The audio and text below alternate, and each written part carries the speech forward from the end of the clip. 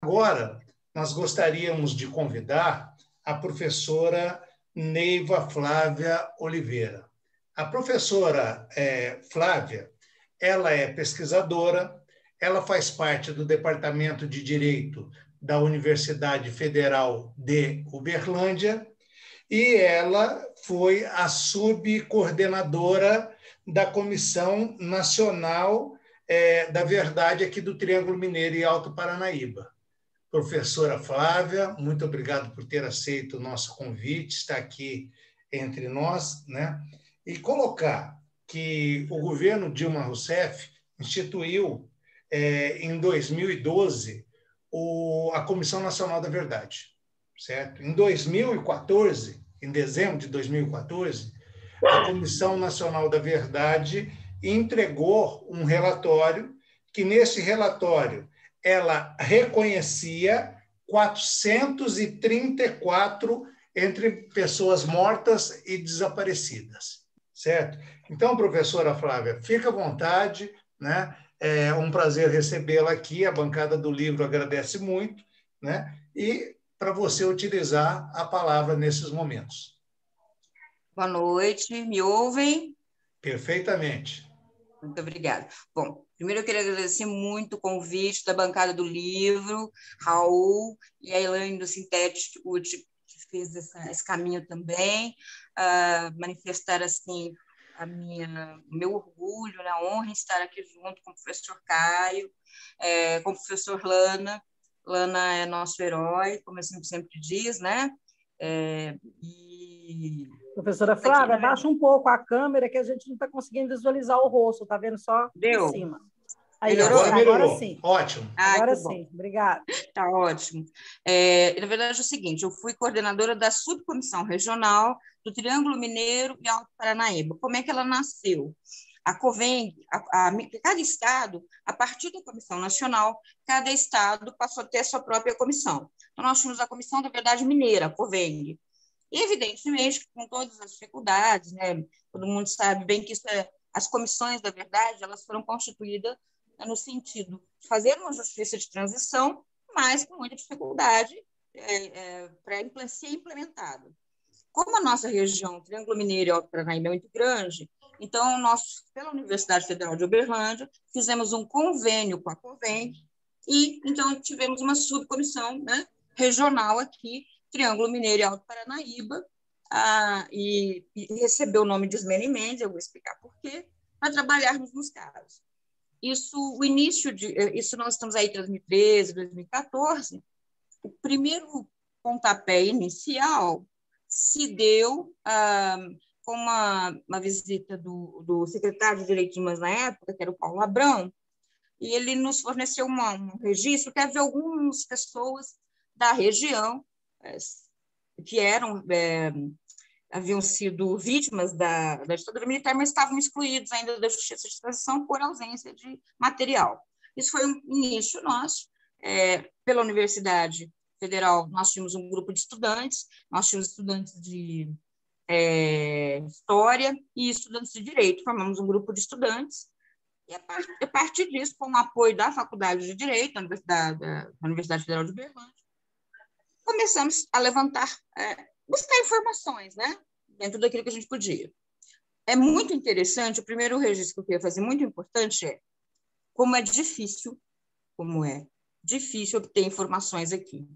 Eu nunca imaginei que fosse assim.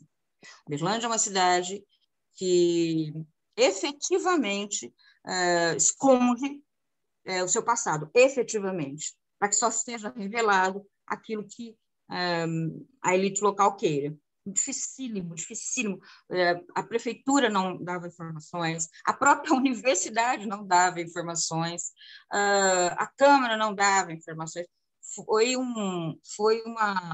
Esse é o primeiro ponto que eu queria considerar. Foi dificílimo a obtenção de informações. O primeiro, nós conseguimos muita coisa. Nós fizemos 2 registros, 2 volumes, né, 2 relatórios.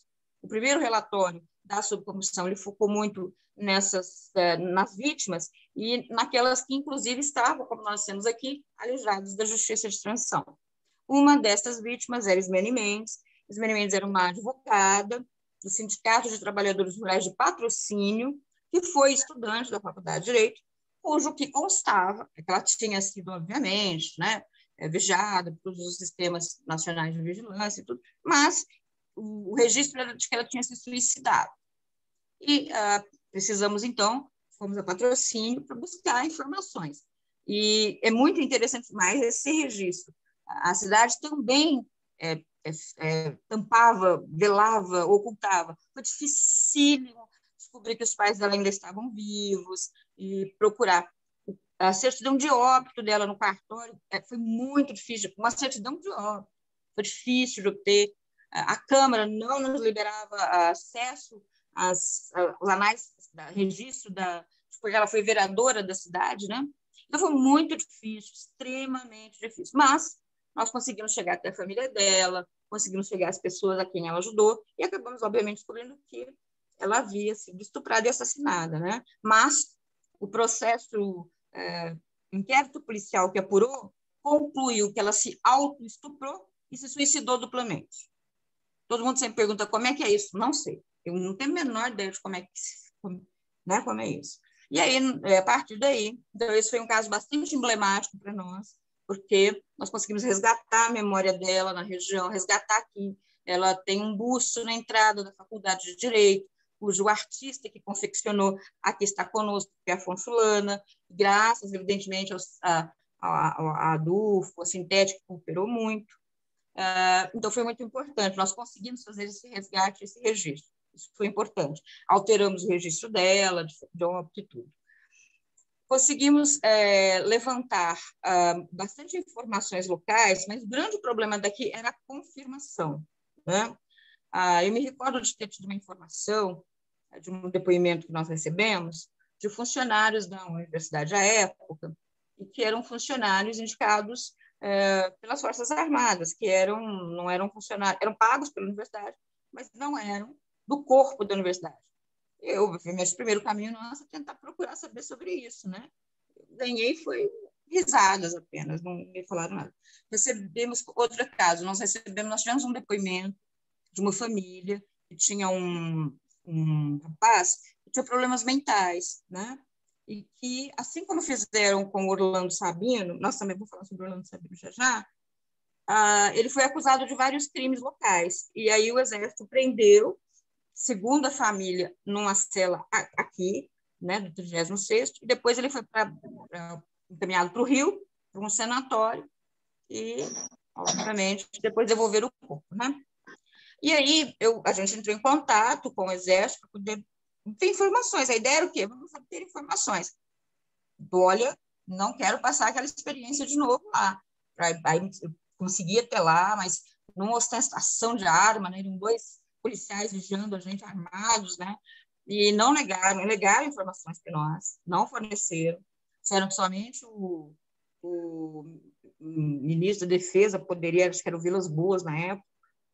Mandei um documento para ele, ele foi extremamente ofensivo, né? Aí a gente viu que não ia conseguir. Chegamos, inclusive, a pedir que caminhando. Fomos buscar o processo do Orlando Sabino, que Orlando Sabino é da região também, para quem não conhece a história, era um negro que tinha problemas mentais, e que perambulava, andarilho, e foi acusado de crimes terríveis, chamado Monstro de Capinópolis. Efetivamente, depois morreu num sanatório, né? De Barbacena, ele morreu no sanatório de Barbacena. Mas, evidentemente, não foi ele que cometeu os crimes, nenhum deles, né? Eram crimes praticados aí pelos militares. E o processo dele desapareceu do fórum.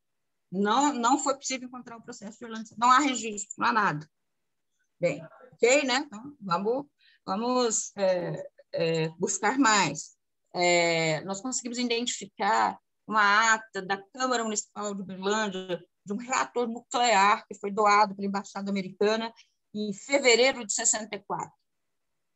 Fomos até o DEMAI, nada. Eles disseram que, né, procuraram o reator nas gavetas e não acharam, provavelmente, né? Então, um grande problema de informação, grande. Registro primeiro é esse. O segundo relatório, a comissão optou por falar sobre uma figura bastante emblemática, que era a figura de Rondon Pacheco. Rondon Pacheco é uberlandense, mineiro, evidentemente, foi chefe do gabinete de Costa e Silva e foi governador biônico. E tinha uma força muito grande na cúpula que arquitetou o próprio golpe. Num dos registros da Comissão da Verdade, de um dos generais que, à época, concedeu, né, concordou em dar um depoimento, ele dizia isso, que o Rondon era muito austero e muito temido.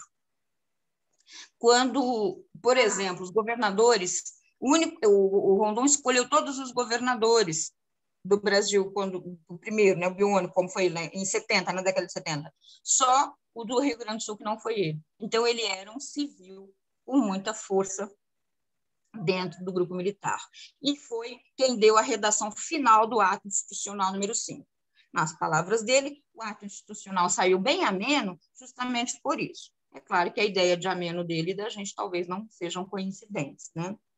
Bem, e aí então nós vamos levantar essas informações, né? Como foi esse trabalho. E foi bastante interessante esse levantamento.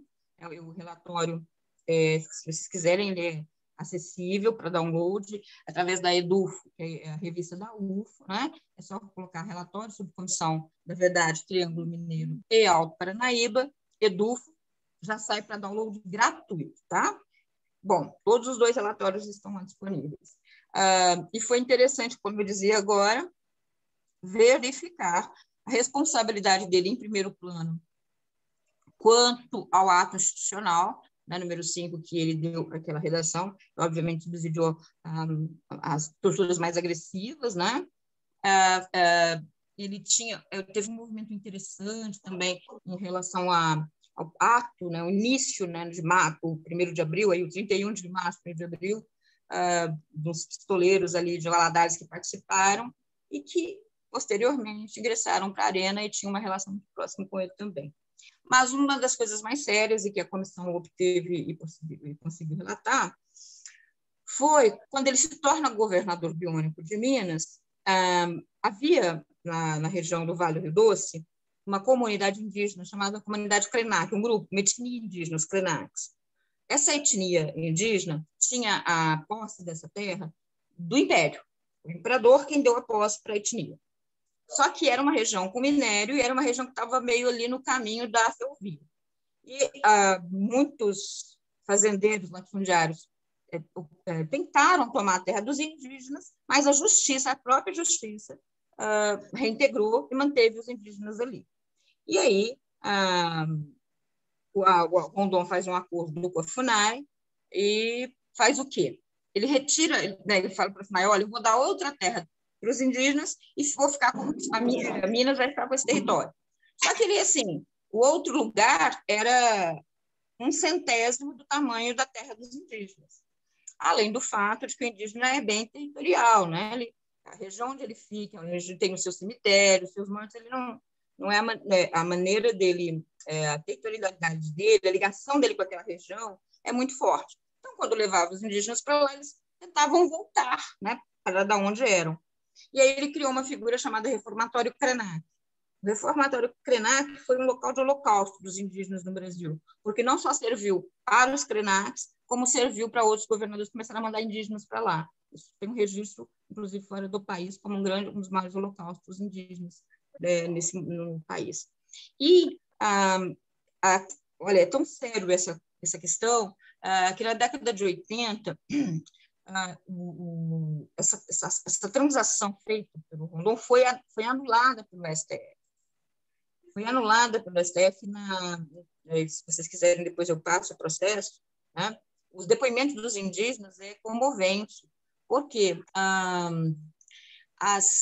maneira como eles foram tratados, no Reformatório Krenak, era um instrumento de tortura mesmo, né? O Pinheiro, né? O Pinheiro, que era o bate-pau dele da guarda rural, ele empalava os índios, era uma tortura horrorosa, né? Então, e no texto do STF, que anula o que o Rondon fez, os próprios ministros do STF reconhecem um genocídio indígena. Dizem que foi um genocídio. Tá? Então, um crime de lesa humanidade, sem dúvida alguma. E esse Pinheiro, a que me refiro aqui, foi condenado ele foi no processo criminal e ele foi condenado pelos seus crimes. O Ministério Público Federal que fez isso, vou chegar lá também.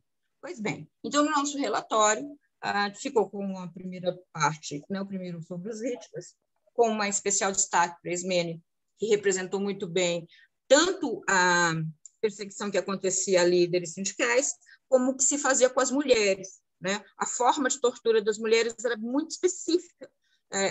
A tortura não era só no sentido físico, havia uma tortura que era a destruição da memória das mulheres. Então, era importante que as mulheres, além de serem torturadas, fossem consideradas vagabundas nesse sentido. E isso eles fazem com a memória da Ismene, né? Ela é vista, ela é colocada como uma vagabunda, né? No processo do inquérito, o delegado frisa o seguinte: diz, olha, era uma mulher idealista, defendia trabalhadores, mas como qualquer mulherzinha que era, cedeu aos arroubos do amor e se deu mal. Ele escreveu isso, ele escreveu, tá?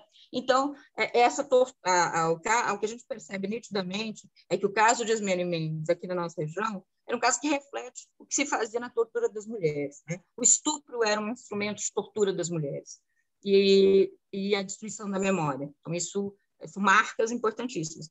A memória, pelo menos a gente, efetivamente, enquanto Comissão da Verdade, e da qual eu me orgulho muito, conseguimos recuperar. E isso é uma das maiores orgulhos para nós. Conseguimos fazer isso, uma grande lutadora do povo, que, em momento algum, cedeu e deixou de lutar pelos trabalhadores do campo. Bem, em relação a Rondon Pacheco, é claro que nós tivemos, inclusive, um parecer de antropólogos, de professores de estudo da área de ciências sociais, e configurou claramente os crimes de lesa humanidade praticados por ele. Portanto, nem prescreve, não prescreve. Né? Bem, as comissões da verdade, gente, tem um problema muito importante, muito sério que a gente precisa falar aqui. É um instrumento bom? Claro que eu acho a Comissão da Verdade um instrumento bom. Saber o que aconteceu com o nosso passado, né? Verdade, memória e justiça é fundamental. O grande X da história é que a Comissão da Verdade não tem um instrumento punitivo, por exemplo. A Comissão da Verdade ela é um instrumento dela é memória. Como eu disse, eu acho importantíssimo. Mas, por outro lado, quando você termina os relatórios e você faz as recomendações, as comissões nacionais fazem recomendações nacionais, as estaduais, recomendações estaduais, e nós fizemos recomendações regionais. Então, evidentemente, as recomendações no sentido de recuperação da memória, no caso da Ismene, observatório na área de direitos humanos, que é fundamental para evitar a violação de direitos humanos, a conservação de documentos, uma série de recomendações. E uma das recomendações é óbvio, né, que todas as comissões fizeram, sejam elas a nacional, estadual ou local, era para a retirada de homenagem a todos os violadores, né, todos aqueles que participaram da ditadura e violaram, portanto, os direitos humanos, não são heróis, não podem ser homenageados. Então, essa era uma recomendação da comissão, da subcomissão. Uberlândia tem muito, a própria rodoviária de Uberlândia, Castelo Branco. Né? Uberlândia tem muitos. O Rondon Pacheco dá nome à avenida, dá nome a teatro e agora dá nome ao Palácio da Justiça. Bem, vamos chegar lá. Como, então, uma comissão da verdade faz, quando ela termina, faz as suas recomendações? A quem ela dirige as suas recomendações? Evidentemente, ela dirige suas recomendações ao legislativo, ao executivo. No ponto de vista judiciário, a comissão da verdade não tem competência para entrar com ação judicial nenhuma. Quem tem essa competência? São os ministérios públicos. Muito a propósito e com muita eu diria que, perspicácia, na Constituição Federal, há a figura do chamado Ministério Público Federal do Cidadão, que é um ministério público vocacionado para combater exatamente as violações em direitos humanos. E é esse Ministério Público que tem essa competência para ações judiciais derivadas das pesquisas, dos estudos, dos levantamentos feitos pelas comissões da verdade. Em Uberlândia, o procurador federal que trabalhou conosco foi o Dr. Leonardo Macedo, um excelente procurador. Fica aqui registrado toda a minha homenagem e todo o orgulho de tê-lo também.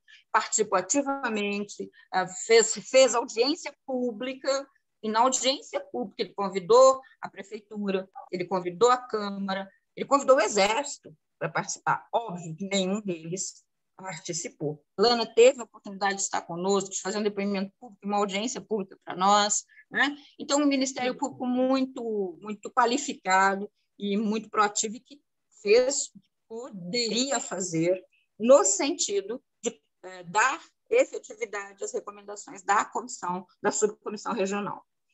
Pois bem, é evidente que no caso do Rondon Pacheco é um caso muito específico, né? Depois ele faleceu e isso tornou mais difícil, porque localmente, ainda que ele tenha sido responsável por tudo isso que nós aqui dissemos, a cidade de Uberlândia ela se desenvolveu bem durante o governo estadual dele. E, evidentemente, que se desenvolveu por esses acordos, né? Claro, a gente não precisa, nós não somos inocentes para não saber que se Uberlândia se desenvolveu, porque o Rondon Pacheco fez um serviço sujo que a ditadura queria, né? E é óbvio, sabemos disso. E isso deveria nos dar mais responsabilidade. Na minha cabeça, na minha concepção, isso me coloca no dever de reparar. Porque se a universidade foi federalizada exatamente... 20 minutos, período, professora. Né? Ai, meu Deus, então vou apertar aqui.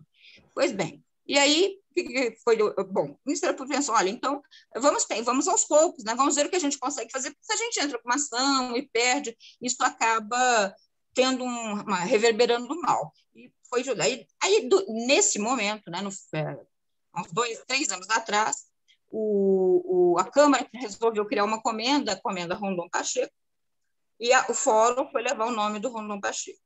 O Ministério Público falou, olha, eu vou recomendar à Câmara Municipal que, olha, tem avenida, a gente ainda não entrou com uma ação no sentido de retirar, mas novas, agora que a comissão já publicou seu relatório, agora que todo mundo sabe o que foi que aconteceu, não se pode mais fazer outras homenagens novas. Todo mundo sabe o que ele fez com os Krenax, todo mundo sabe que ele foi responsável pelo ato institucional número 5. Então, sabido isso, visto que o relatório é público, visto que houve audiência pública, não se pode criar recomendações novas. E o que aconteceu foi que fizeram uma carta, os notáveis, nos grupos, a elite uberlandense, ou quem se diz, fez uma carta de repúdio ao procurador. Né? Então, foi isso o resultado. Claro que, evidentemente, volto a dizer aqui, isso não intimidou, ele é um procurador bastante aguerrido e até hoje coopera muito para que a gente venha tentando, olha, você veja como nós estamos em 2021, né? Mais de 6 anos que a gente entregou os relatórios e ainda estamos tentando cumprir recomendações com o apoio do Ministério Público Federal, que, como eu repito, digo aqui, é proativo. E não só aqui, tá, gente? Por isso, rapidinho vou registrar isso. Quando eu disse que o Pinheiro, o bate-pau do Rondon na Guarda Rural, que era quem efetivamente torturava os indígenas, foi condenado por uma ação do Ministério Público Federal também. O Ministério Federal do Vale do Rio, Belo Horizonte, entrou com uma ação judicial contra a Rural Minas, contra o Estado de Minas Gerais e contra a União. E o Pinheiro, com uma ação criminal contra o Pinheiro, e obteve êxito. Né? Então, isso é muito importante. Os Ministérios Públicos Federais têm conseguido apoiar muitas, ainda até hoje, as comissões da verdade. Recentemente, a coisa de um mês e meio, 2, um Ministério Público Federal de São Paulo ganhou na justiça que o Estado fosse obrigado a pedir desculpas, obrigado a reparar uma memória. E, para finalizar, então, portanto, os Ministérios Federais são aqueles que efetivam na justiça as recomendações das comissões da verdade, quando o Executivo e o Legislativo não fazem voluntariamente. Mas o que cabe registrar aqui é que memória é fundamental. Memória o Brasil errou num ponto, errou porque foi o único país que efetivamente não puniu torturadores. Então, isso foi um erro, não foi. Nós temos que dizer a verdade, né? Erramos porque deveríamos ter punido. Sim. A lei da anistia de 79 tinha que ter sido revista e feita uma nova lei, né? Depois dos governos nossos democráticos eleitos, com punição para torturadores. Então, foi um erro do qual pagamos hoje, um preço muito caro, por sinal, né? Basta vermos mais de 300 mil mortes. Mas memória é o que nos faz. Então, precisamos de memória. Que leiam os relatórios das comissões, falem sobre isso. A memória é o único caminho que nós temos para não repetir os nossos erros do passado. E se estamos vivendo o que estamos vivendo hoje, em primeiro lugar, é por não ter punido os torturadores, e aí, né, proibir a comemoração do golpe. E isso já teria levado o próprio Bolsonaro a talvez ser preso porque ele exaltava torturador, né? Então, esse foi o primeiro erro gravíssimo do nosso executivo. E o segundo é não ter memória, é não difundir a memória. Então, quanto mais pudermos, bancada do livro, que está com essa, né, com essa pegada mesmo de dizer, olha, a gente tem que levar informação. Então, nós vamos levar memória, tanto do que aconteceu, para que a gente transforme a nossa realidade e mude o nosso futuro, com certeza. Muito obrigada.